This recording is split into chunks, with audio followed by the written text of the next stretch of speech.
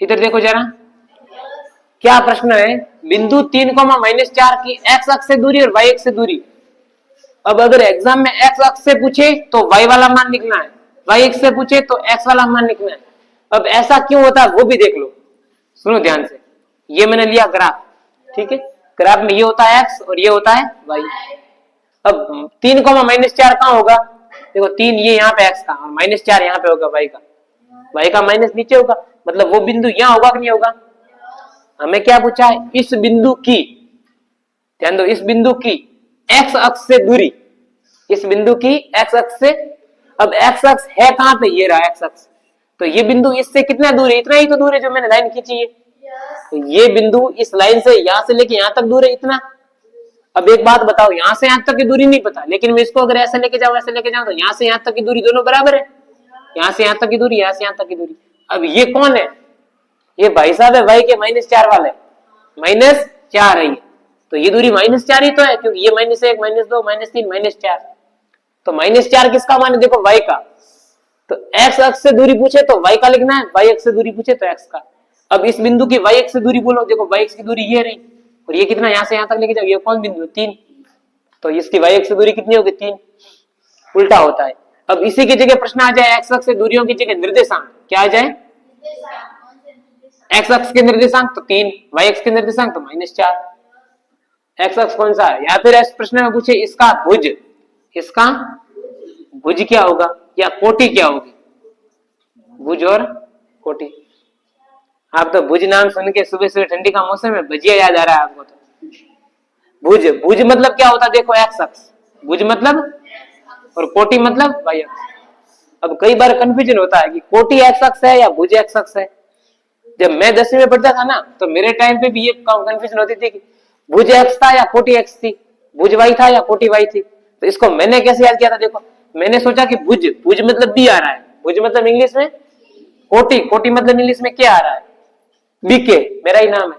यहाँ पे देखो एक्स वाई, इन दोनों में पहले कौन है, इन दोनों में पहले कौन है, दोनों को ले लो बस, बी मतलब एक्स, तो एक्स अक्ष मतलब बी, बी मतलब भुज, वाई अक्ष मतलब के मतलब कोटि।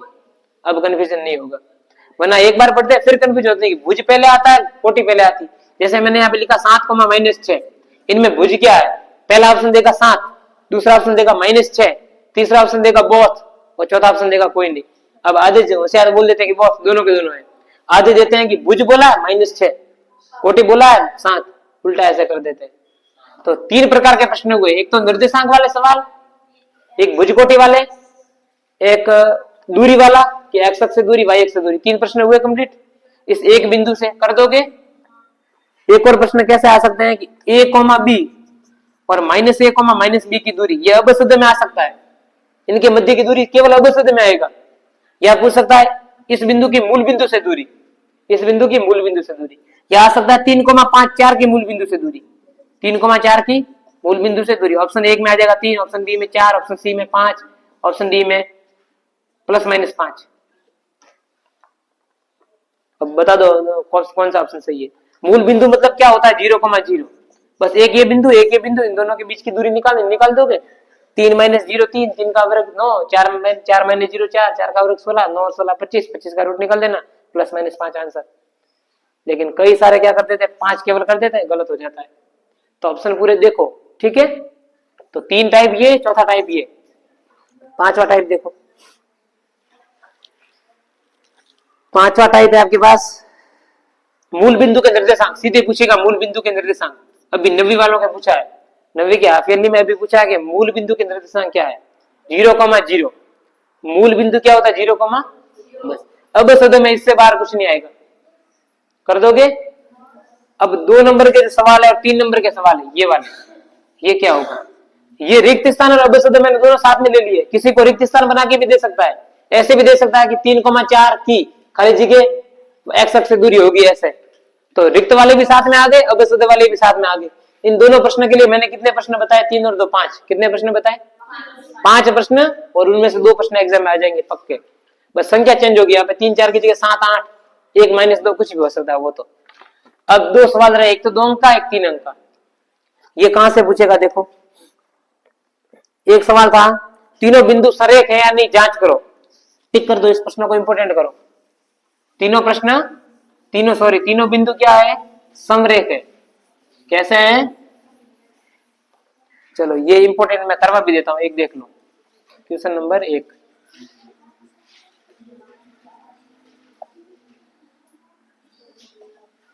चलो ये 3 बिंदु है, ये 3, हमें प्रश्न पूछेगा 2 नंबर में कि ये समरेख है, कैसे है या नहीं है या नहीं है, ये बताना हमें। तो हम क्या करते हैं, हम देखते हैं कि मान लेते हैं ये समरेख है। कैसे है, मतलब एक ही रेखा में, ये मान लो एक रेखा, यहाँ पे ए है, यहाँ पे बी है, यहाँ पे सी है।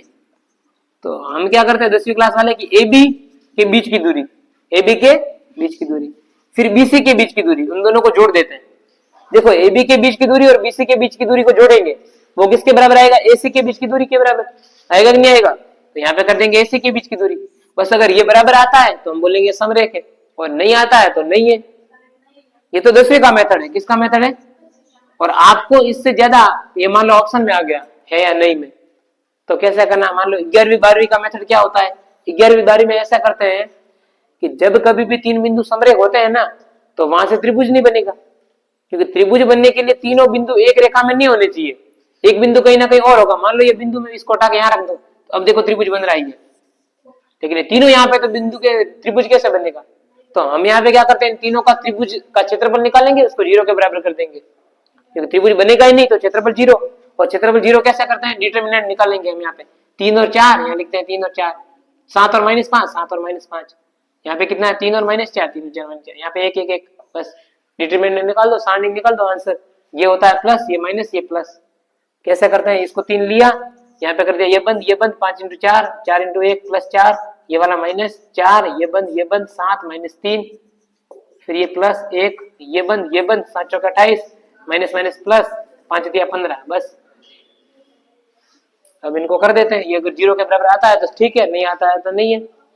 कितना ये देखो, माइनस का 1 × -3, ये आ गया 7 × 4 = 16, ये कितना आ गया 28 15 43, ये कर दो, देख लो नहीं है तो नहीं है, बस।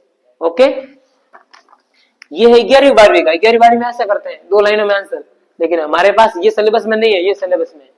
ओके, तो 2 नंबर का सवाल एक कंप्लीट हुआ, ये वाला और वो दोनों ऐसे।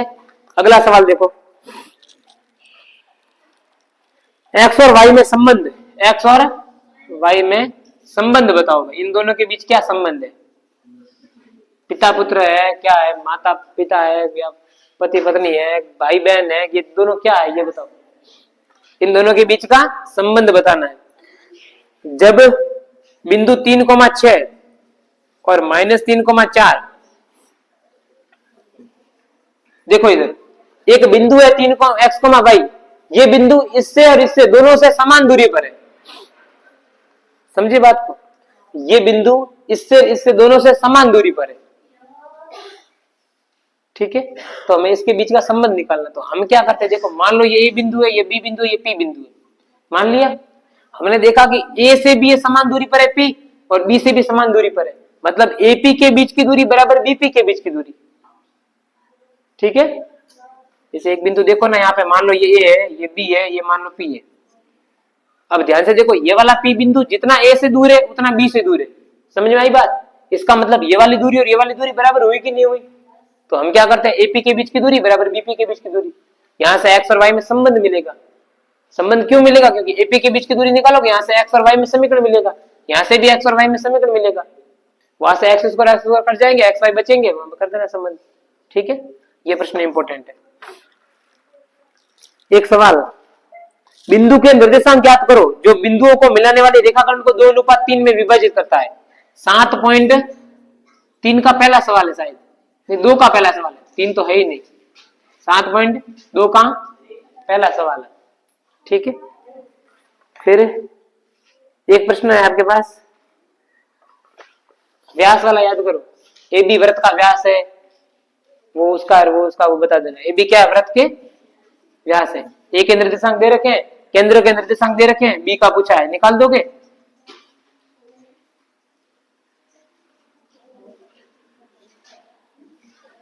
क्या पूछा है, ए बी वृत्त का व्यास है, ए के निर्देशांक दे दिए, केंद्र का दे दिया, तो बी का पूछा है, कर दोगे ना। कैसे करोगे, आप वृत्त बनाओगे इस प्रकार से, मान लो यहाँ ए बी नहीं खींचोगे, अब ए केंद्र निर्देशांक हमें पता है, केंद्र वाला भी पता है, बी का ज्ञात करना है। तो हमें पता है ये जो केंद्र होता है ना, ये व्यास का मध्य बिंदु होता है, हम जानते हैं ना, क्योंकि ये वाली भी त्रिज्या, ये वाली भी त्रिज्या, इसलिए ये मध्य बिंदु। तो हम क्या करते हैं, इसके एक्स वाले भाग को इसके एक्स वाले भाग को जोड़ के 2 का भाग देते हैं, तो इस वाले एक्स का मान आ जाता है। फिर इसके y का मान, इसके y का मान, दोनों को जोड़ के 2 का भाग देते हैं, इसके y का मान आ जाता है। तो उसके बराबर करेंगे तो यहाँ से ये वाला मान आ जाएगा x और y का। ठीक है, तो ये प्रश्न इंपॉर्टेंट है।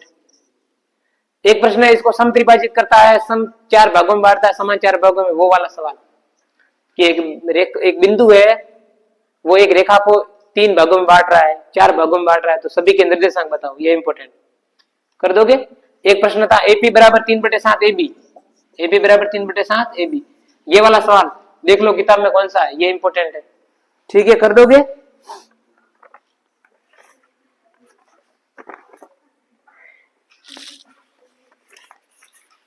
कर दोगे ना, ये नहीं करोगे?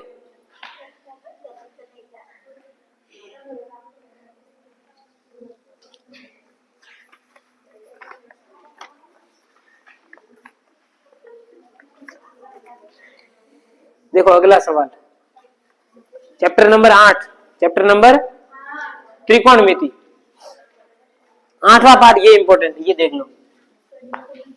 8वें पार्ट में कुछ भी मत पढ़ना, मैं बोलूंगा वही पढ़ना, बस चलेगा काम, दौड़ेगा। 8वां पार्ट त्रिकोणमिति, 8वां पार्ट क्या है? त्रिकोणमिति। इसमें से आपके सवाल रहेंगे 4 प्रश्न 8 अंक। कितने प्रश्न? देखो इसको एग्जाम में आप छोड़ ही नहीं सकते, 8 नंबर का है। कितने नंबर का है? छोड़े तो गए आप काम से। एक प्रश्न ऑप्शन वाला, एक प्रश्न रिक्त स्थान वाला, एक प्रश्न 2 अंक का और एक प्रश्न 4 अंक का। अब इधर देखो, ये तो फिक्स है, ये प्रश्न फिक्स। 11वीं 12वीं में ऐसे सवाल आते हैं कि 7-8 जगह है, 7-8 जगह में 6 जनों को बिठाना है, उसमें से ये एक लड़की है या एक लड़का है, ये तो फिक्स रहेगा कि मैं इसी पे बैठूंगा, इसी सीट पर, बाकी वालों को आप बिठाओ बस। तो ये प्रश्न है ना, ये आपके पास 4 अंक का, ये तो फिक्स है, ये तो इसमें फिक्स आएगा, यही आएगा, बस कुछ नहीं आएगा। 8.3 प्रश्नावली, 8 एक्सरसाइज 8.3 का क्वेश्चन नंबर जो 4 या 3 है, सिद्ध करने वाला सवाल, तीसरा या चौथा कोई एक है, सिद्ध करने वाले। कैसे सवाल? इसके 10 पार्ट है। कितने पार्ट है? डेफिनेटली 10 में से 2 क्वेश्चन आने वाले। कितने क्वेश्चन? जिसमें से आपको एक करना है। 10 प्रश्न है सिद्ध करने वाले, 10 में से 2 प्रश्न आने वाले, 2 में से आपको एक करना है। ठीक है, अब देखो इसमें से भी इंपॉर्टेंट क्या है, वैसे तो आपको पूरे पूरे याद करने पड़ेंगे, कोई चारा नहीं है, सभी 10 के 10 याद करने हैं, रटने आपको कुछ भी हो जाए, पहले 10 तो करने ही पड़ेंगे सभी के सभी। लेकिन फिर भी इसमें से ज्यादा इंपॉर्टेंट कौन से, वो देखो इधर। एक सवाल तो ये इंपॉर्टेंट है, मैं इसके लिए बता रहा हूं 4 अंक के वाले के लिए। देखो इधर, √1 + sin a, बोर्ड एग्जाम 2025 में ये क्वेश्चन आ सकता है, sec a + tan a। दूसरा question, sin a + cos a इसका स्क्वायर, cos या cos कैसा पूछे, plus cos a + sec a इसका स्क्वायर बराबर 7 + tan स्क्वायर + cot स्क्वायर। ये इंपॉर्टेंट कर दोगे। तीसरा question, tan theta upon 1 - cos theta plus cos theta upon 1 - tan theta बराबर 1 + sec थीटा cosec थीटा। ये 1 2 3 प्रश्न ये, और 2 और ये वाले, cos a upon 1 + sin a plus cos a upon 1 - tan a, यहाँ पे cot है, बराबर 1 + sec a cosec a। ये कर दोगे। एक प्रश्न ये 10वां लास्ट, बस ये 5 प्रश्न इंपॉर्टेंट है। एक ये, एक ये, एक ये, एक ये, और एक ये 10वां प्रश्न लास्ट है ना, 1 + tan square upon 1 - tan square बराबर 1 + tan अपन 1 - tan का होल स्क्वायर बराबर tan स्क्वायर, वो वाला सवाल। 5 में से ही आएगा एग्जाम में, पक्का है। बोर्ड एग्जाम 2025 में से ही 5 में से आएगा। पर फिर भी बोर्ड एग्जाम का पेपर मैं नहीं बना रहा हूं, कोई और बनाएगा, इसका मतलब आपको 10 के 10 पढ़ने, 10 के, पर बाकी वाले पांचों को 2-2 बार पढ़ना, इनको 3-3 बार पढ़ना, ये इंपॉर्टेंट ज्यादा है। ओके, ये वाला क्लियर हुआ? बोलो 4 अंक वाला। इस 2 अंक वाले में फिक्स सवाल पूछेगा, मान निकालने वाला, मान ज्ञात करो। क्या पूछेगा? मान ज्ञात करो। जैसे मान में किस प्रकार पूछेगा? cos 45 क्या पूछेगा? cos 45 upon sec 30 plus cosec 30, ये ज्ञात करो। बस इधर ध्यान दो, मान ज्ञात करने वाले में ऐसे वाले सवाल थे ना ये, पर आप एक काम करना, इसके लिए सारणी मत बनाना, मैं फिर से बता रहा हूं। ऐसे प्रश्नों के लिए आप सारणी बनाओगे क्योंकि आपको पता नहीं cosec 30 कितना होता है, sec 30 कितना होता है, cos 45 कितना होता है। तो मैंने हाथों पे ट्रिक सिखाई थी, याद है? हाथ पे अंक निकालने वाली, इसका एक वीडियो फिर से बना दूंगा, वो जाके देख लेना। नहीं तो साइन और कॉस में देखो, sec 30 का मान सर हमें नहीं पता क्या होता है, पर sec थीटा का फॉर्मूला होता है 1/cos थीटा। इधर देखो, इस sec 30 को मैं ऐसे लिख सकता हूं 1/cos 30, क्योंकि sec बराबर क्या होता है? 1/cos होता है। अब cos का भी मान सर हमें नहीं पता है, हमें तो केवल और केवल साइन के मान पता है। तो साइन और cos परस्पर बराबर होते हैं जब उनके एंगल का योग 90 हो। अच्छा, ऐसा भी प्रश्न अब सद में आ सकता है कि साइन 30 बराबर क्या होगा? यहाँ पे ऑप्शन ए सॉरी, यहाँ देखो,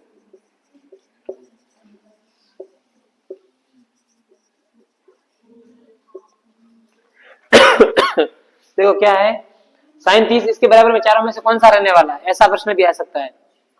कौन सा रहेगा बोलो? साइन 30 के बराबर साइन वाले तो एक भी नहीं रहेंगे, ये तो काट दो, ये दोनों बच्चे, ये 30 है तो कौन सा 90 बनेगा? 60, खत्म कर दोगे ऐसे। तो वैसे यहाँ पे करना, cos 30 है तो इसको लिख दो sin 60, और sin 60 का मान सर होता है √3/2, इसको घुमा दो 2/√3, तो ये 2/√3 का इसका मान। और जो sec 30 का मान होता है वो cosec 60 का होता है, तो ये नहीं पता। cosec 30 है, cosec 30 क्या होता है? 1/sin 30, sin 30 का मान कितना होता है? 1/2, 1/2 ऊपर गया तो इसका मान 2, इसका मान आ गया 2, इसका मान आ गया ये, cos 45 का मान हम जानते हैं 1/√2, बस कर दोगे ऐसे।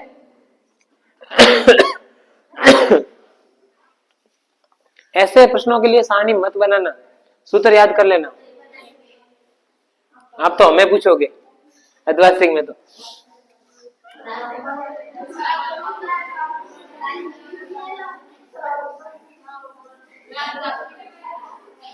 चलो एक, अच्छा करवा दूंगा मैं आपको। आपको बता मेरे पास कितने रुपए? 40 रुपए। जब मेरे पास मान लो 2000 रुपए हो जाएंगे, मैं आपको करवा दूंगा। अब आप अपने में आप बांट लो कितने कितने आपके हिस्से में आ जाएंगे, दे दोगे? अच्छा, वीडियो तो मैं कट करूंगा, मेरे हाथ में, ये तो कोई लाइव थोड़ी चल रहा है, लाइव तो चल नहीं रहा है, लाइव चल रहा होता तो दिक्कत थी। अच्छा, भैरू सिंह पैसे निकाल डाला, अरे हल्के में मत लो, पक्का एनालिसिस कर। आप रियल बात नहीं मानोगे, इन पेपर को मैंने करने के लिए 2 घंटे टाइम वेस्ट किए, लिखने के लिए, आपके लिए। मुझे थोड़ी पढ़ना है ये, मुझे पढ़ना है क्या ये? फिर 2 घंटे सुबह उठ के मैंने वेस्ट किए आपके लिए, और इसमें से बता रहा हूँ 100% आने वाले सवाल, फिर आप वैसे बैठोगे और चलो। और मैं फिर बता रहा हूँ वापिस, अभी पहले भी बोला था, अगर पेपर हार्ड से हार्ड बना तो इससे बाहर नहीं जाएगा, और बिल्कुल सरल बनेगा तो वो हल्के हल्के सवाल डाल देगा बिल्कुल कोई भी। तो आपको पता ही है मैं क्या करवाऊं। साइन 2a बराबर 2 साइन है, इसके लिए a बराबर रहेगा, पहला ऑप्शन 45 डिग्री, दूसरा ऑप्शन 60 डिग्री, तीसरा ऑप्शन 30 डिग्री, चौथा ऑप्शन 90 डिग्री। क्या रहेगा? सामने दिख रहा है। एक एक किस मान के लिए दोनों बराबर है बताओ?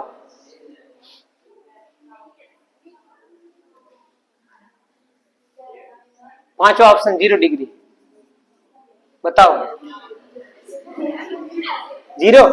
देखो इधर मान लो, रख रख के चेक कर लो, मान लो हम 45 रखा, यहाँ पे 45 रखा, 45 दूना 90, यह गया साइन 90, साइन 90 का मान 1, यहाँ 45 रखा तो साइन 45, साइन 45 का मान 1/√2, 1/√2 में 2 का गुणा करेंगे 1 नहीं आएगा, ये गलत।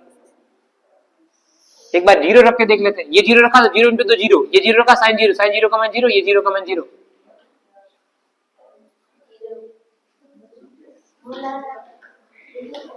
अगला सवाल देखो,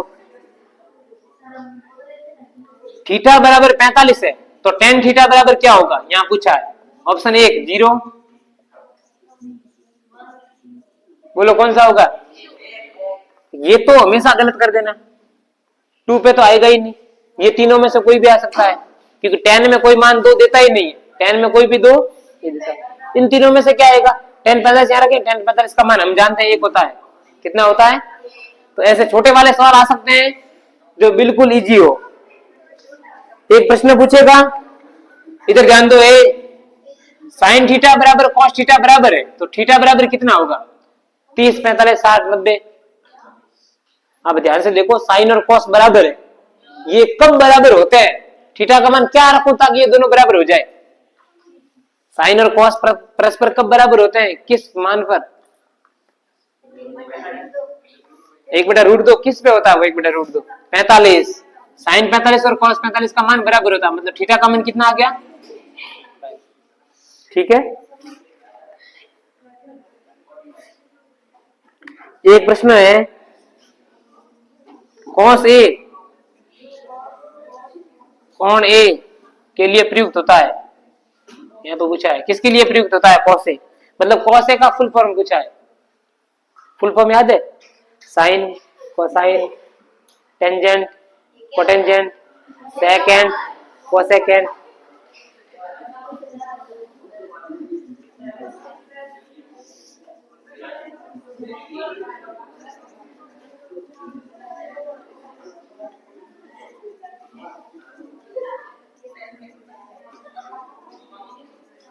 बोलो कौन सा है, कॉस ए कोसाइन क्या होगा, यहाँ कोसेक होता तो कोसेकेंट, ऐसे फुल फॉर्म 10 एग्जाम में से एक बार पूछता है, कितने एग्जाम में से, और मुझे ऐसा अंदर से ऐसा लग रहा है कि आपके ये पूछेगा, मुझे अंदर से ऐसा महसूस हो रहा है कि ये आपके पूछेगा, ये प्रश्न आपके पूछेगा, पक्का पूछेगा, अंतर आत्मा से मुझे ऐसा लग रहा है कि ये प्रश्न 2025 में आना चाहिए है, रिक्त स्थान में आएगा, या अबसद में भी आ सकता है, वो तो एग्जामिनर के ऊपर अबसद बना दे, रिक्त स्थान बना दे, यहाँ पर तो नहीं, आधा बन गया आधा बनने वाले। चलो 8वां पार्ट कंप्लीट है क्या, नहीं कंप्लीट हो गया ना,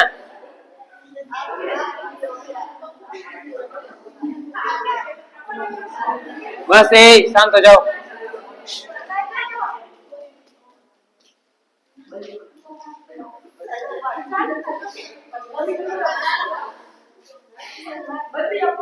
बंद। देखो 9वां पार्ट आएगा आपके 4 प्रश्न 5 अंक।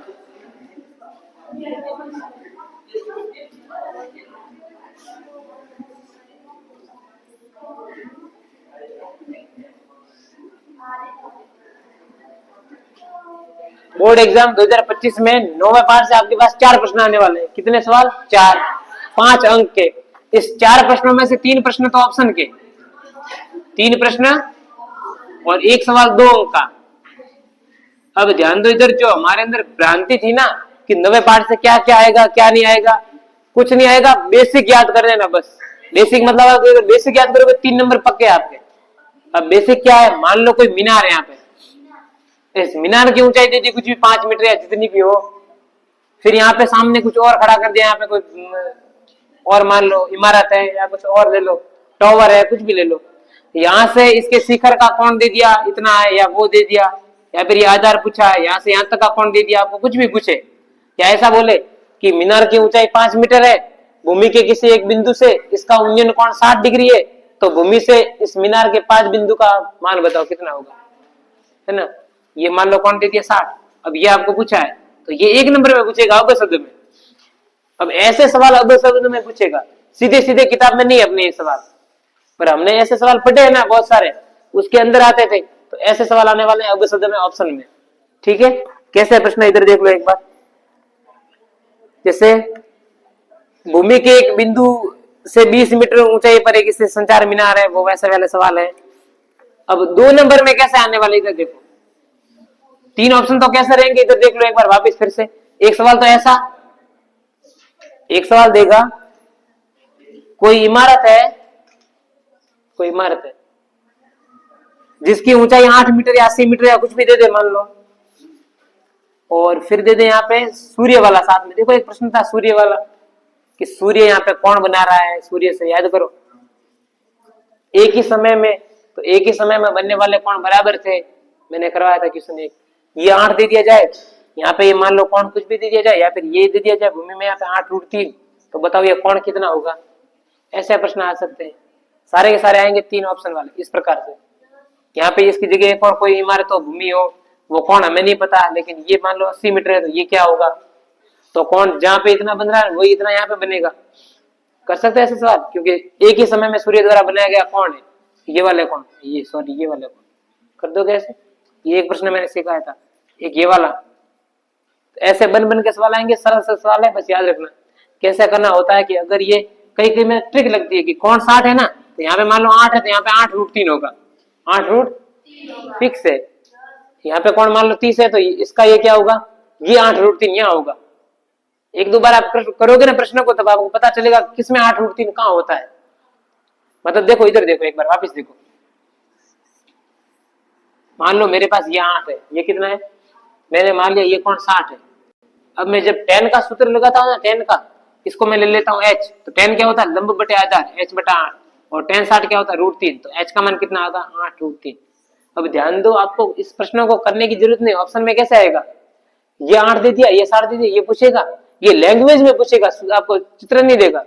लैंग्वेज से आपको चित्र बनाना है, फिर बना के तुरंत आंसर देना है। कैसे दोगे कि ये 8 आता है, ये 60 आता है ना, तो ये वाली होती है वो इसका √3 गुना होता है, √3 गुना फिक्स है। और जब यहाँ पे कोण 30 आता है ना, तो इसका √3 गुना ये होता है। मतलब समझे कुछ, ये देखो ये वाला देख लो, मान लो अब की बार ये 8 है और ये कोण 30 है, ये पूछा है, तो हम क्या करेंगे, 8/x बराबर 1/√3, तो यहाँ से कितना आ जाएगा, x बराबर 8√3। अब ये कितना आ गया, 8√3। मतलब अब समझो क्या है, देखो अगर कोण 30 है, अगर कोण, तो इस वाली भुजा में √3 का भाग दे देना, ये आ जाएगी। अगर कोण 60 है, तो इसमें √3 का गुणा कर देना, तो ये आ जाएगी। ये आपका टाइम बचाएगा। और ऐसे प्रश्न एक पक्का आएगा, इस वाला, इस वाला, इस वाला, इस वाला, एक ही, एक टाइप ये, एक टाइप ये, एक टाइप ये, तीनों में से 3 ऑप्शन वाला सवाल फिक्स। तो यहाँ पे 100 में से 90 बचे, तो ये करते हैं 100 में से 90 बचे। कैसे करेंगे, तो ये 30 दे रखा, ये 8 दे रखा, ये निकालना, तो वो करेंगे लंब बटे आधार बराबर tan थीटा, फिर लगाएंगे 8/x बराबर tan 30, 8/x बराबर 1/√3, फिर ऐसे करके लास्ट में आएगा। और करना तो बस ट्रिक ही है, उसके लिए आप इतना करोगे तो टाइम चला जाएगा। आपको इतना नहीं करना, आपने देखा यहाँ 30 है, यहाँ 8 है, तो मैंने क्या बोला था, यहाँ पे जो संख्या रहती है ना, उसमें √3 का भाग दे दो। अगर यहाँ 30 है, √3 का भाग का मतलब क्या है, या फिर इसमें √3 का गुणा करोगे तो आएगा, इसमें √3 का गुणा किया था 8√3।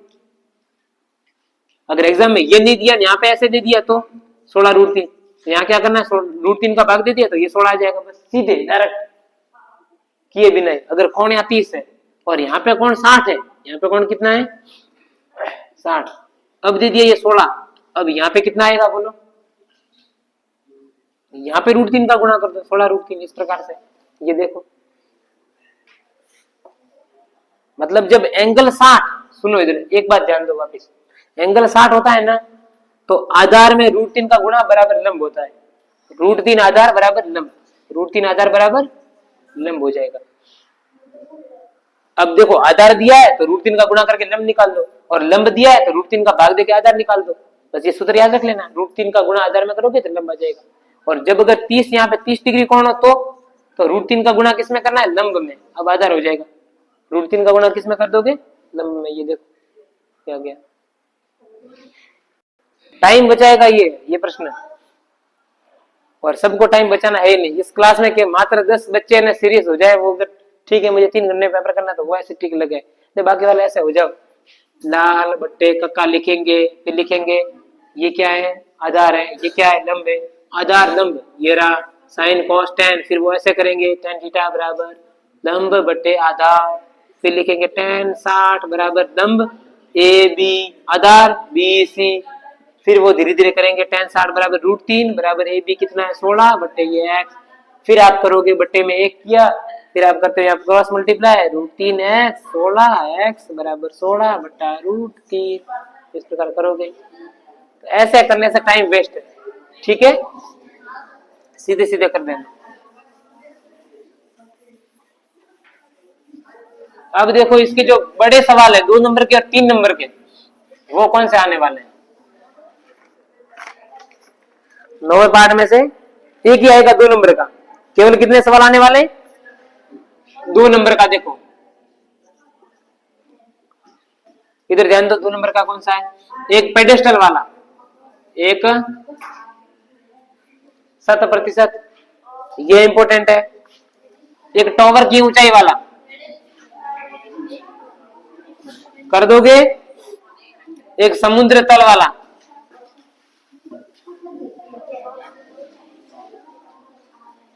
एक 1.5 मीटर लंबा लड़का और 1.2 मीटर लंबी लड़की।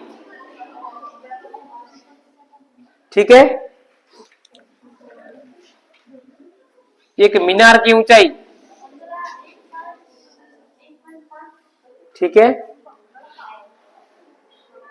और एक क्वेश्चन नंबर 7 9वें चैप्टर का, इन्हीं में से आएगा। देखो 1 2 3 4 5 6 7, इन 7 प्रश्नों में से एक प्रश्न फिक्स। एक के लिए इतने 7 करने पड़ते हैं। अब निकालो चैप्टर नंबर 10।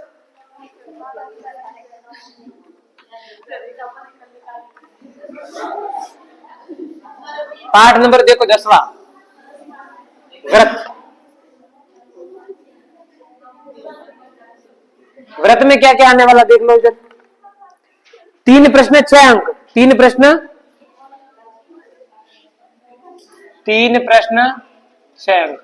इसमें से एक तो आएगा ऑप्शन वाला, एक क्वेश्चन ऑप्शन वाला, एक आएगा 2 अंक वाला और एक आएगा 3 अंक वाला। यानी कि 10वां पार्ट वेरी मोस्ट इंपोर्टेंट है। अब ऑप्शन में कैसे सवाल आ सकते हैं? एक वृत्त पर कितनी स्पर्श रेखा खींच सकते हैं? एक वृत्त पर कितनी स्पर्श रेखा खींच सकते हैं? या वृत्त के बाहर स्थित बिंदु से वृत्त पर कितनी स्पर्श रेखा खींच सकते हैं? ऐसे सवाल। या फिर वृत्त पर कितनी समांतर स्पर्श रेखा होती है? समांतर केवल 2 होती है। कितनी होती है? 2। या फिर वृत्त और स्पर्श रेखा के उपनिष्ठ बिंदु को क्या कहते हैं? स्पर्श बिंदु कहते हैं, वृत्त का बिंदु कहते हैं, क्या कहते हैं? स्पर्श बिंदु कहते हैं। ऐसे प्रश्न आ सकते हैं। ये तो आएगा ऑप्शन में। बोलो ऑप्शन वाला क्लियर हुआ? अब एक 2 नंबर का रहेगा, एक 3 नंबर का रहेगा। इन दोनों में क्या आने वाला है? रट लेना, इससे बाहर नहीं आएगा। 200% बोल रहा हूं, इनमें इनसे बाहर कुछ भी नहीं आएगा। 200% जो सवाल डाल रहा हूं वही आएगा एग्जाम में। एक प्रश्न आप ले लो, वृत्त के परिगत चतुर्भुज है ABCD।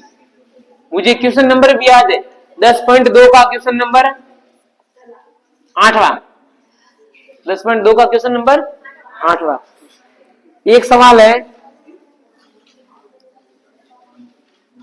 वृत्त के परिगत समांतर चतुर्भुज होता है वो समचतुर्भुज होता है। क्या होता है? समांतर चतुर्भुज समचतुर्भुज होता है। ठीक है, एक प्रश्न अपने पास है, केंद्र पर संपूरक कोण आंतरित करते हैं वो वाला सवाल। केंद्र पर संपूरक कोण, क्वेश्चन नंबर शायद से 13वां है। क्वेश्चन नंबर 13वां। फिर आप देख लेना, मिलान कर लेना कौन सा। एक प्रश्न ये, एक ये, एक ये।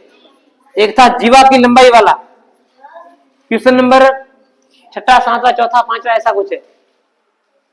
जीवा की लंबाई है ये वाला क्वेश्चन।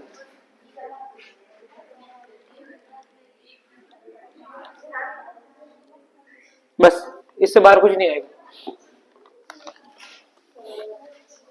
कितने सवाल है? 1 2 3 4। कितने आने वाले? 2। इन 4 प्रश्नों में से ही 2 आएंगे। 12वां क्वेश्चन नहीं आएगा। प्रश्न नंबर जो 12 है ना, वो एग्जाम में नहीं आएगा।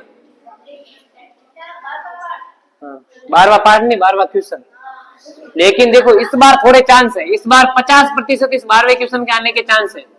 चांस क्यों है? क्योंकि इस बार देखो 3 अंक का एक सवाल आ रहा है, तो एग्जामिनर 90% इस तरफ जाएगा कि 3 नंबर का सवाल है तो क्यों ना मैं ये डाल दूं। तो इसके साथ में ऐड कर दो क्वेश्चन नंबर 12।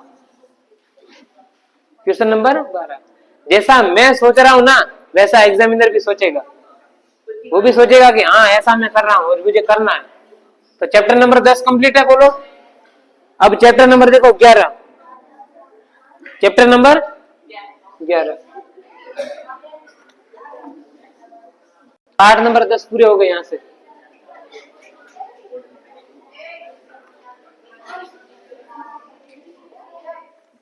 इधर ध्यान दो जरा। चाप की लंबाई का सूत्र कर दोगे? चाप की लंबाई का क्या होता है देखो। अच्छा, कंफ्यूजन पैदा क्या करता है? पाई आर थीटा बटा 180, 2 पाई आर थीटा बटा 360। ये दोनों के दोनों सही है। प्रश्न वाले में क्या करेगा, ये भी देगा तो ये भी सही है, ये भी सही है। ठीक है, ये सही है।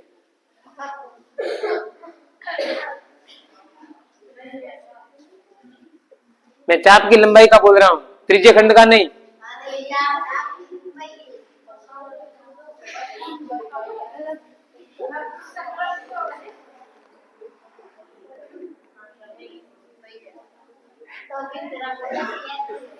आप कॉपी में गलत लिखते हो तो गलत याद करोगे फिर। ये गलत है, ये फॉर्मूला ये है ना कि स्क्वायर है। ये बात समझे? अच्छा, एक बात और ध्यान दो, वृत्तखंड के जो सूत्र होते हैं ना, वृत्तखंड का क्षेत्रफल, छोटे वृत्तखंड का, बड़े वृत्तखंड का, वो वाले फॉर्मूले बहुत लंबे लंबे होते हैं। जैसे पाई आर स्क्वायर थीटा बटा 360 minus pi R square theta बटा 360 फिर आर स्क्वायर साइन थीटा, ऐसा करके होता है लंबा वाला फॉर्मूला। मैंने आपको लंबे फॉर्मूले नहीं सिखाया, सीधे एक सूत्र याद रखो, ये तो चाप की लंबाई वाला, और ये याद रखो त्रिज्य खंड का। बस 2 फॉर्मूले याद रखो, अपना काम हो जाएगा। वृत्तखंड का अपने आप निकलेगा। वृत्तखंड का कैसे निकलता है इधर देखो जरा। ये मान लो वृत्त, ये क्या है? वृत्तखंड बनाता कौन है? वृत्त की जीवा बनाता है। वृत्तखंड का निर्माण कौन करता है? वृत्त की जीवा करती है। जैसे तो वैसे ही वृत्त में वृत्तखंड का निर्माण जीवा कर सकती है। कौन कर सकती है? जीवा। अब इधर देख लो, वृत्तखंड का सूत्र कैसे निकालना है। यहाँ पे 2 वृत्तखंड बने, एक छोटा एक बड़ा। देखो इधर देखो, एक तो ये वाला वृत्तखंड, एक तो ये वाला, और एक ऊपर वाला बड़ा। इसके सूत्र हमें नहीं पता कैसे करना, इधर देख लो। ये वृत्त का केंद्र है, ये वृत्त का, इसको बिंदु ए और बी से मिला दो। अब आप ध्यान दो, ये पूरा जो क्षेत्र निकाला नहीं, ये त्रिज्य खंड है। ये क्या है? तो हम क्या करेंगे, त्रिज्य खंड का क्षेत्रफल निकालेंगे, माइनस कर देंगे इस त्रिभुज का। सुनो, आराम से सुनो, देखो इधर, इधर देख लो, इधर देख ले। ये ओ, ये ए, ये बी, ये एक त्रिज्य खंड है। तो हम इस त्रिज्य खंड का क्षेत्रफल निकालेंगे, माइनस करेंगे इस त्रिभुज का क्षेत्रफल, तो ये वृत्तखंड का आ जाएगा। तो वृत्तखंड के सूत्र की जरूरत नहीं है। और त्रिभुज का कैसे निकालेंगे? ये और ये बराबर है, क्योंकि क्या है, ये त्रिज्या है तो बराबर है। इसका मतलब ये कोण और ये कोण भी बराबर। और ये कोण किताब में दे रखा होगा कि 120 है, कितना है वो पता नहीं, 60 है, तो ये 60, तो ये 60, ये 60, ये संभाव त्रिभुज, √3/4 भुजा स्क्वायर लगा देंगे, आंसर आ जाएगा। और इसका आ जाएगा इस वाले सूत्र से, खत्म। तो अगर थोड़ा दिमाग लगाते हो ना तो बिल्कुल सरल ये है, बस कैलकुलेशन थोड़ी हार्ड है। अब देखो चैप्टर, इसमें एक तो घड़ी की मिनट की सुई वाला सवाल आ जाएगा, घड़ी की मिनट की सुई वाला सवाल, ठीक है। एक प्रश्न आएगा 11.1 का question number 5, question number 6, question 5 और 6, एक घोड़ा घास चर सकता है वो वाला सवाल, हाँ, एक छतरी के 8 ताने वो वाला सवाल, और एक सवाल है वृत्तखंड के इसके सूत्र, सारे सूत्र, बस इतना पढ़ लो काफी है। 11 चैप्टर के अंदर इतना पढ़ोगे काफी है।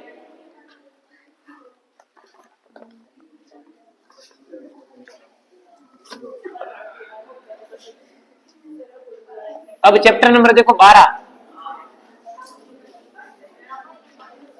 12 में कितना आने वाला देख लो, 6 प्रश्न 6 अंक, 6 सवाल आएंगे 6 नंबर के। उसमें से एक प्रश्न रहेगा ऑप्शन वाला, एक रिक्त स्थान वाला, और 4 प्रश्न छोटे छोटे 1-1 नंबर के, 4 प्रश्न 1-1 नंबर के। अब इसमें आपको करना क्या है देख लो, चैप्टर नंबर 12, सारे सूत्र।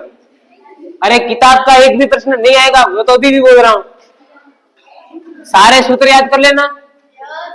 फिर दूसरी चीज जिसे पूछेगा आपको, वृत्त का क्षेत्रफल 154 सेंटीमीटर स्क्वायर है, तो त्रिज्या बराबर बताओ।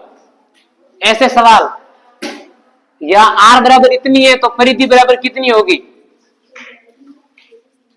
आर इतनी तो परिधि कितनी, ये सब सवाल इसी में आते हैं।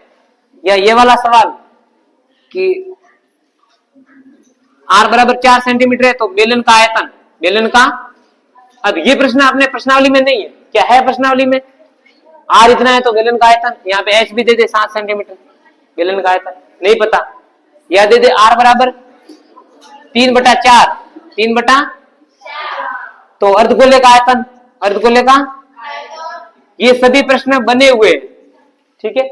या आर बराबर मान लो 7 सेंटीमीटर, एच बराबर 12 सेंटीमीटर, तो एल बराबर ज्ञात करो। ऐसे प्रश्न कैसे निकालते हैं, रूट का R square plus H square, ऐसा करके। तो ये जो प्रश्न बता 1 2 3 4 5 6 7, इसमें से कोई भी 6 आने वाले हैं। अब समझो 12 चैप्टर में से आएगा क्या, आपने 10 12 15 सवाल पढ़े, आपने 12.1 में 9 सवाल, 12.2 में 8 प्रश्न, टोटल 17 सवाल है ना। इस 17 सवाल के अंदर वाली चीजें, जैसे बेलन का आयतन है, छोटा पार्ट ले लिया, घनाभ का आयतन है, जैसे एल दे दिया जाए, बी दे दिया जाए और एच दे दिया जाए, तीनों दे दी चीजें, आयतन बताओ, कर दोगे। क्षेत्रफल पूछेगा, या आर का मान दे दिया, एल का मान दे दिया, आपको शंकु का वक्र प्रश्न पूछेगा, या वक्र प्रश्न दे दिया, आर दे दिया तो एल का मान पूछेगा, कर दोगे।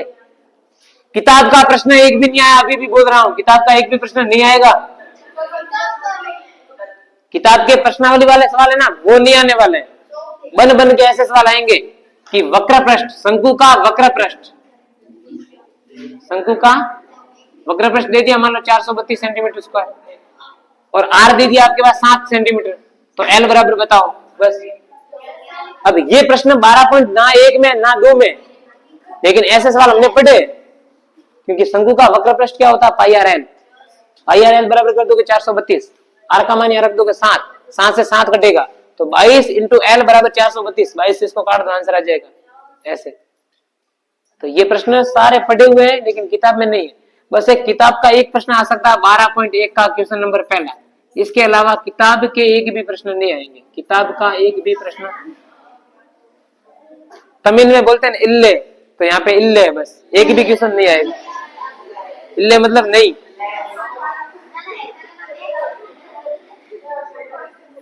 चलो लास्ट 2 चैप्टर बचे, 13वां और 14वां, वो देख लेते हैं फटाफट। चैप्टर नंबर 13 और चैप्टर नंबर 14, इधर देखो जरा। चैप्टर नंबर 13 में माध्यक, देखो चैप्टर नंबर 13 में कुछ नहीं छोड़ना है, सारे पढ़ने।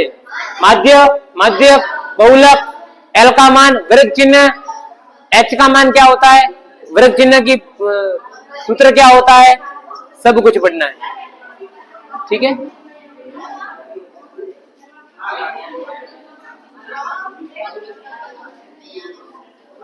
एक बात मैंने क्लास में भी बताई थी कि अवर्गीकृत आंकड़े और वर्गीकृत आंकड़े दोनों के प्रश्न आने वाले हैं। कैसे, मतलब मान लो ये दीजिए जाए आपको, इसमें माध्य ज्ञात करो, तो कैसे होगा, सबको जोड़ो, जितनी संख्या उसका भाग माध्य आ जाएगा। इसमें बहुलक बताओ, जो संख्या ज्यादा बार आई है वो। इसमें माध्यक बताओ, माध्यक कैसा करते हैं, पहले इसको आरोही क्रम में जमाते हैं, फिर देखते हैं 3 3 6 2 8 है, 8/2 करते हैं 4, तो चौथी संख्या पांचवी संख्या दोनों को जोड़ के 2 का भाग देते हैं, आंसर आ जाएगा। तो ये प्रश्न मैंने करवाए हुए क्लास में, ऐसे प्रश्न आ सकते हैं, तो इसमें सब कुछ आएगा। अब लास्ट बचा है प्रायिकता, चैप्टर नंबर। प्रायिकता के अंदर देखो क्या आने वाला, प्रायिकता का सूत्र, निम्न में से कौन सी संख्या प्रायिकता कभी भी नहीं हो सकती है, निम्न में से कौन सी संख्या प्रायिकता कभी भी नहीं हो सकती है। जैसे 15%, 0.7, -2.5 या 2/7। और प्रश्न ई की प्रायिकता इतनी है तो ई नई की प्रायिकता बताओ, ई नई की प्रायिकता इतनी है तो ई की प्रायिकता बताओ। ये 3 प्रश्न अब सद में कहां पूछेगा, अब सद। अब 2 नंबर का 3 नंबर का कैसे पूछेगा, पासे वाले सवाल, ठीक है, ताश वाले सारे सवाल, कंचे वाले सारे सवाल, या गेंद वाले सारे सवाल, और जन्मदिन वाले सारे सवाल, जन्मदिन एक ही दिन हो, दो बच्चे हैं, उन दोनों का जन्म एक ही दिन होने के इतने संख्या है, एक ही दिन नहीं होने की प्रायिकता, वो लोग वो चीजें 1 2 3 4 5 टाइप, और अंकों वाले सवाल। बस प्रायिकता में इससे बाहर कुछ नहीं आएगा। प्रायिकता कितने नंबर की है देख लो, प्रायिकता 4 प्रश्न 4 अंक, 4 प्रश्न 4 अंक। और ये रहेगा आपके पास 13वां चैप्टर, 8 प्रश्न 13 अंक, 13 मार्क्स।